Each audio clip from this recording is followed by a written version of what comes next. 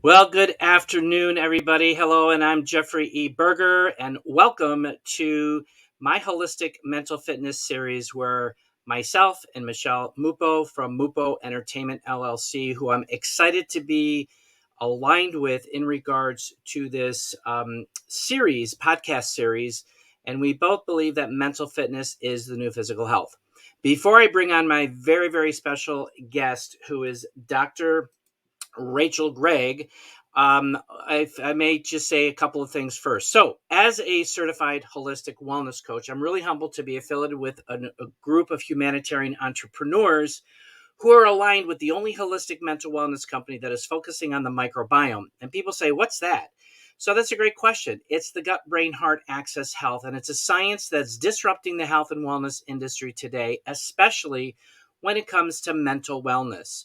Who out there hasn't experienced stress, anxiety, depression, or even had suicidal thoughts? I'm sure many of you can relate to this. In this interview series, which is very near and dear to my own heart, it's about sharing stories of other conversations from all areas of wellness to help people really understand it's okay to talk about mental health, share experiences, and become informed of alternative solutions that are out there that are safe and actually work. So, what we do is we are actually providing real solutions for real people who are serious about getting their physical and mental health from barely surviving to thriving again. And there is no physical health without mental wellness. These are really two sides of the same coin, and they are vital for each other and our ability to reach our peak potential in this one life that we get to live. So, how we feel is not just in our head, it's also in our gut. And this is what we do best. So, before I bring on Dr. Gregg here, I wanted to share with you that Mupo Entertainment does have a channel called Mupo TV, and this is actually an app that's on the Android and the iPhone. It's Mupo Entertainment, and these interviews are actually being streamed to Roku, to Fire Stick, to YouTube, and it accesses a plethora of different audiences from around the world. And it's really amazing to be affiliated with this. So before I bring on Dr. Rachel, let's take a quick commercial break here.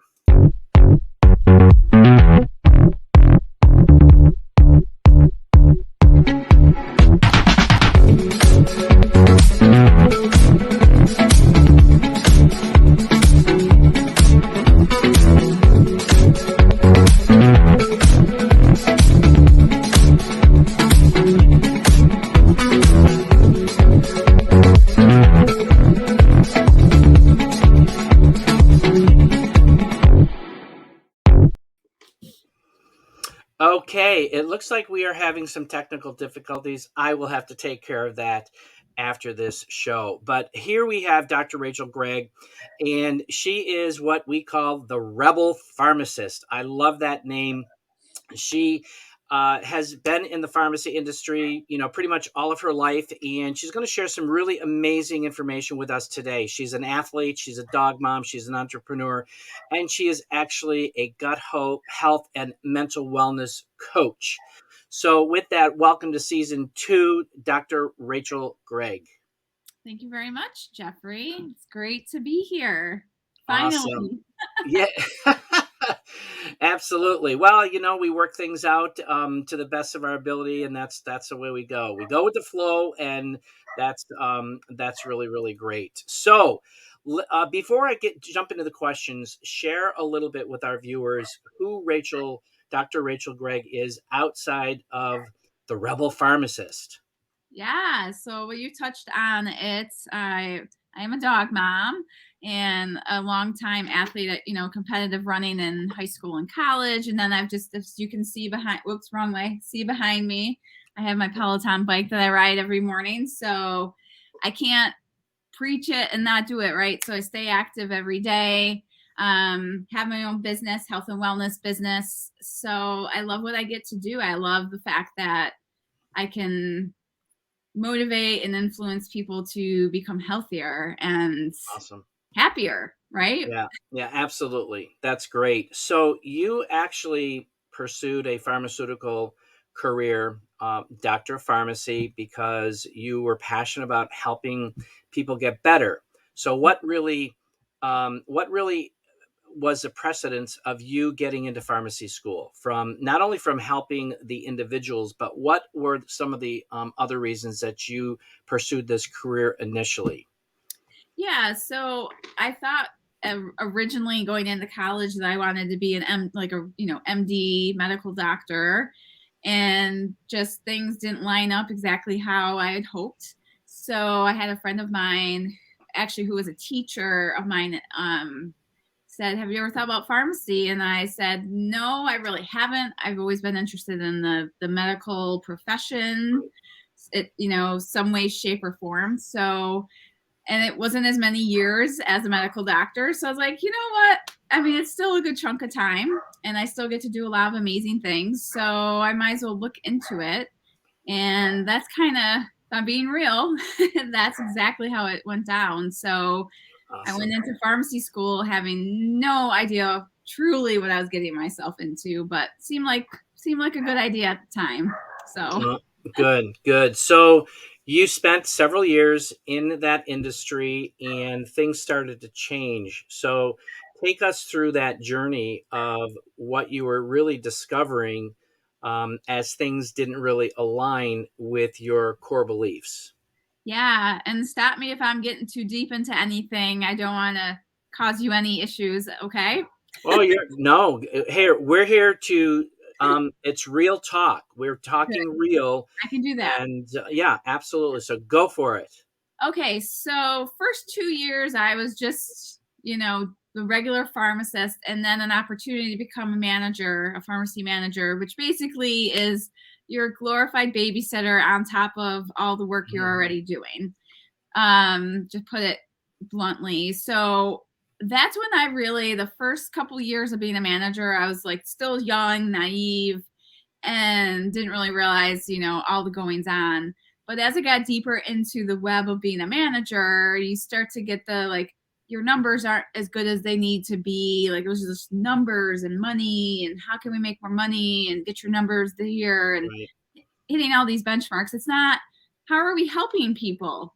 Are we making a difference? Are we, so that those 6 years that I was a manager, of the 10 that I was in pharmacy, really kind of the light was shining very brightly on what really was, what the pharmacy world really was, sure, which every business has to make money, right? So I get right. that. And then I'm in New York State, and we got the enough said, and Right, we get the right, we got the right to be immunizers. Like, they passed a bill, passed a law, all that jazz. That's like, oh, now pharmacists can give shots and arms. And I had no interest in that. I'm like, you know what? I didn't go to be a nurse specifically. I didn't want to have to do that. It was one of the right, things. And at first it was like, oh, no big deal. The only people that are going to have to do it are new licenses, new graduates. Everyone other than that, you're grandfathered in. It's your decision. I'm like, cool. I decide no. And then that changed because they sure. saw the money. There's a lot of money in giving shots. Oh yeah, Those are expensive medications. Well, whatever you want to call them, toxins. so, um, so yeah, so then it was quickly becoming evident to me that my days were numbered if I was not going to do that aspect of the job.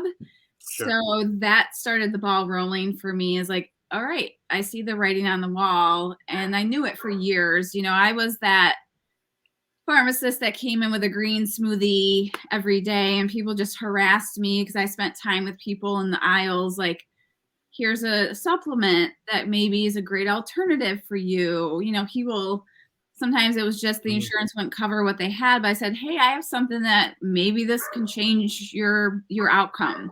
I'm Sure. not, so it was so many, I don't want to say small things because they were getting bigger and bigger, but it was just from every different angle. I was like, God is trying to tell you, get the heck out.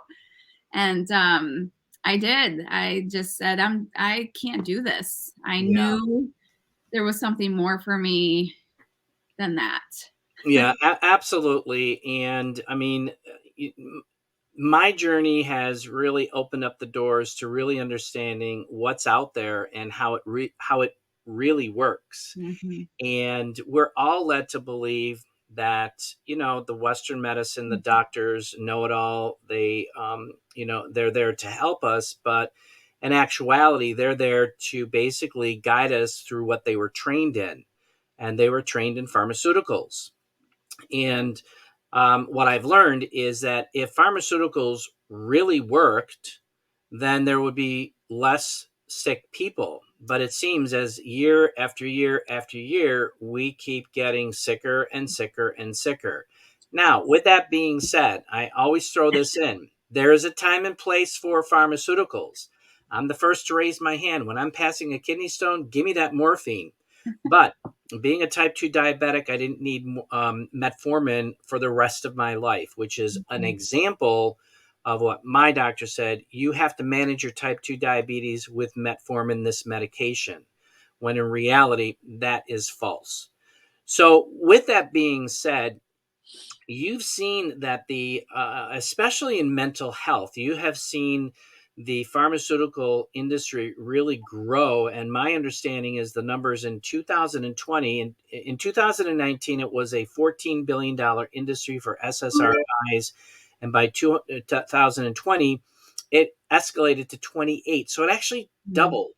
So I'm thinking, wait a minute, if these are supposed to be working, they should be doing much better out with the people who are having these issues. And the reality is, it's just a band aid. It's not getting to the root cause. So, share a little bit about your experience from that aspect, especially around mental health. Yeah, and I was doing a video myself actually on teenagers and all of the different medications, especially the way the things are now since, post pandemic, like kids more than ever have Hmm. mental health issues, right? Right. Not being in school. And so the statistics, like you said, I mean, a business doubling in what, 2 or 3 years, that's crazy. And the statistics on the, 1 out of 3, I think it maybe was, like a third of the children out there are on some sort of, antidepressant, anti-anxiety Yeah. medication. Yes. That's staggering to me. But they see this business because, like you mentioned earlier, and I preach this about, just because somebody's wearing a white coat. I mean, I used to wear one. Right. You don't give up everything to them as though they're going to fix everything for you.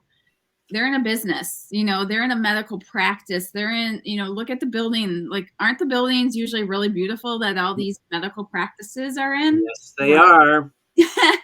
And so you just have to remember it is a business. So, same thing with the pharmaceutical companies. I mean, they're locked in with insurance companies, they're locked in with doctors' practices. Like, fill this, scratch our backs, we'll scratch yours. Fill, I talked about numbers earlier in the pharmacy, but, these companies are like, fill like 25% of your prescriptions with this medication and we'll kick you back, X number of dollars. And Exactly. so it's just, I don't know if that fully answered your question, but I guess what I'm seeing is that, like you said earlier, we're not working hard to get to the root cause. It's like, what kind of band-aid can we put on it that's going to maybe need another band-aid sooner rather than later, like side effects and things like that.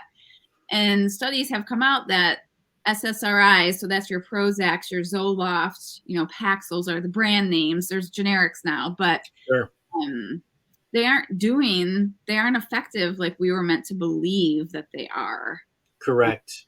And then these people get um, sensitized or immune to the dosage, and then they have to increase the dosage to get a better, impact from Correct. that. What was interesting is, and you talk about the pharmaceuticals and the insurance industry. I had a phone call today with a test that was done on my husband, and we got the bill, and it was almost $500. And I'm like, well, insurance should cover that. didn't you bill the insurance? Oh, no, we didn't bill the insurance. So I said, well, then bill the insurance because we've got insurance. We're covered twice.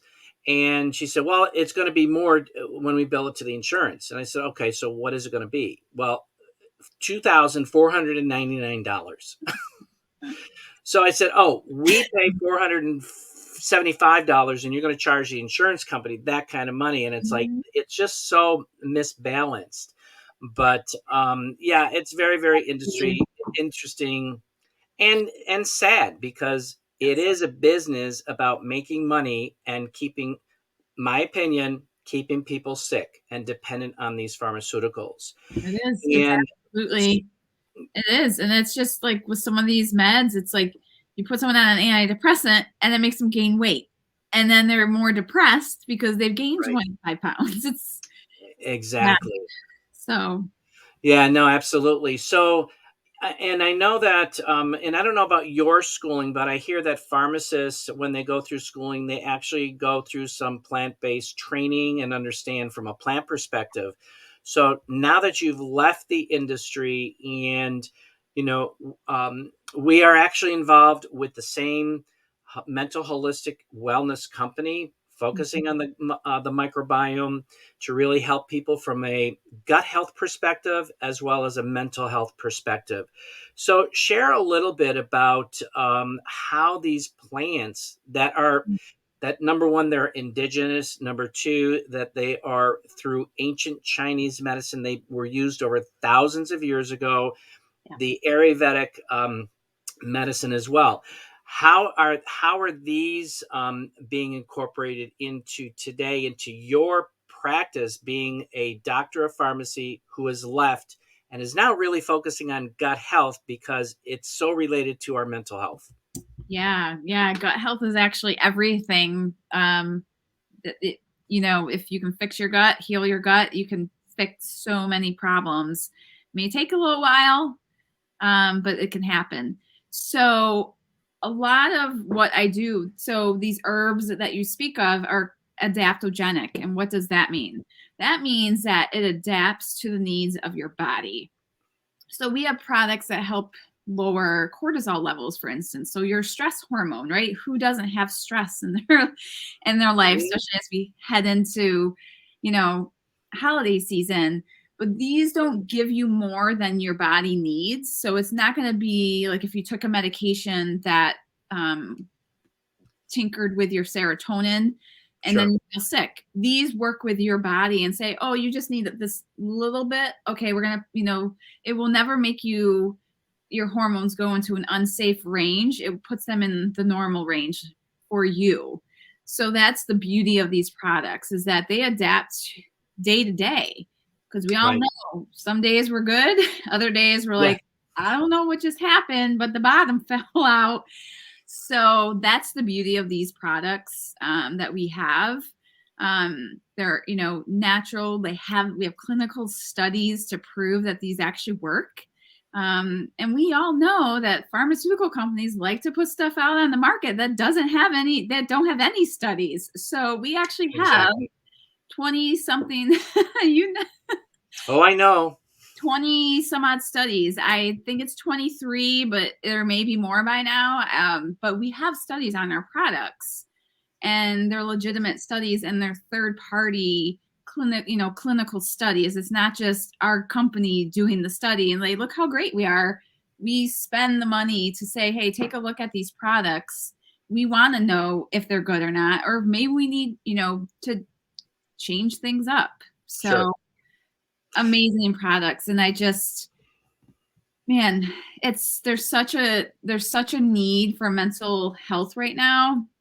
But the other thing too is that you get side benefits instead of side effects. So you maybe are trying to change your mood, but then you Mhm. start sleeping better. Or Right. maybe you reduce your inflammation so you don't have the pain that you used to have. So that's the beauty of what we have here versus, oh, let me just go to the doctor. They'll give me some magic pill there too. And, like you brought up insurances earlier, and it's like everyone just wants to go and get something that's covered by their insurance.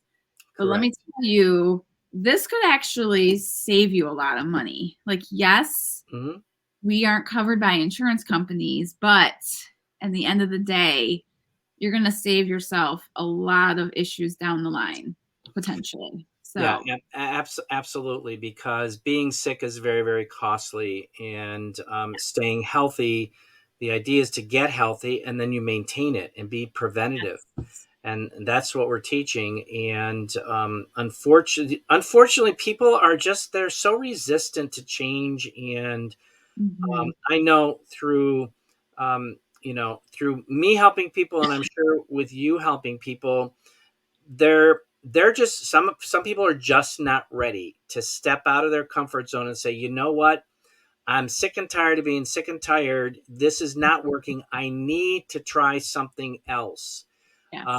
And they get to the point where sometimes it's too late, but sometimes it's not too late. And those are the people that we're really helping and having unprecedented results. So talk about, or briefly about, the results um, that we're having, because if this company is growing in the triple digits, we definitely have something that people are looking for. It's just a matter of getting out into the bigger masses and share this information with them. Yeah, I mean, there's a full gamut of testimonials that we have. Anywhere from people are getting weight loss results because their inflammation's going down, they're balancing their hormones. I never focus on weight loss first, but like I mentioned, side benefits. It's just like if we can balance things out. When you're toxic, your body's going to hold on to more fat, for instance. So Right. if we can release the garbage, right? Yep. It's like you're amazed at, like, oh, wait a second, I wasn't even focused on that, but wow, I just feel like my clothes are looser, and I just look at myself and I can see some muscles that I haven't ever seen before. And then even Right. like the results with kids are just, I see these like Yeah. results with kids and their mood and their focus, and Mhm. kids that maybe were on the autistic spectrum are starting to communicate. We've had some of those stories.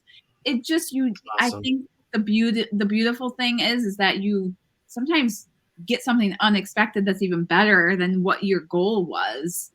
And just people getting their life back, like severe, depressed people are like, I'm actually functioning again.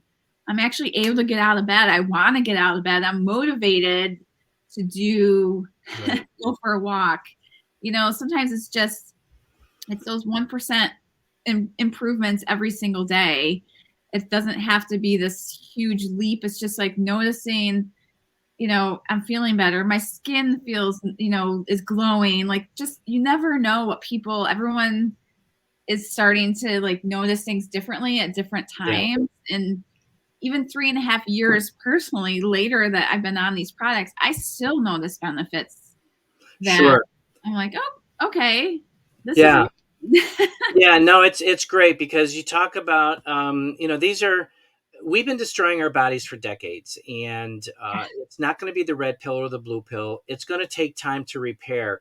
And as I talk to people, it's like, it's a lifestyle change. We have been so inbred with, or ingrained with, I should say, with what's out there, as far as Western medicine, as far as the food industry that's out there, which is the worst. And people need to be educated about what's really happening out there. Mm, So yeah, and it's just, educating them, providing them value, providing them information, and then they can make an educated decision. We're working with people who want to work and want to get healthier, who are looking for solutions, which is the key thing here. Now, we're coming up to the end here, and I didn't even get to do my little commercial, and I'm going to have to skip that, but that's okay, because we were really talking and sharing some really great information here.